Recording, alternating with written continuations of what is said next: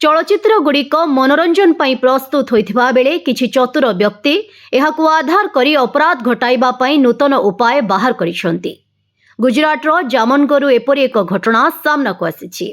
2015 मसीहा अजय देवगन को चलचित्र दृश्यम कहानी को अनुकरण करी जड़े महिला तांको स्वामी को हत्या करथिले एवं 2 वर्ष पर्यंत अपराध को अजणा रखिबारे सफल होइथिले।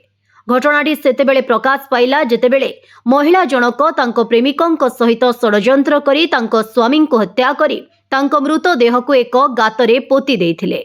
एही समय मध्यरे से परिवार को कही भ्रमित करिथिले जे से ऑस्ट्रेलिया जाइथिले। शेषरे 2 वर्ष परे पुलिस तदंत तांको मिछर पर्दाफाश कला। पुलिस तदंतरु जना पड़िछि जे 2 वर्ष धरी निखोज थिबा जणे युवकंकु तांको स्त्री प्रेमिकंक सह मिसी हत्या करिसंती। से तांको स्वामी जिग्नेश को साइनाइड मिश्रित पानीय पियाइथिले। तांको मृत्यु परे से एवं तांको प्रेमिक डेरेट जीआईडीसी अंचल रे एक 12 फुट गभीर गात खोली सेथिरे तांको पोती देइथिले। दृश्यम स्टाइल रे एही हत्या करा जाइथिला। मृत जिग्नेश माभाडियाଙ୍କ भाई Ashok Mabhadia Jamnagar city B police station रे अभियोग करिथिले। से संदेह करिथिले जे 2 वर्ष धरी निखोज थिबा तांको भाई को हत्या करा जाइछि।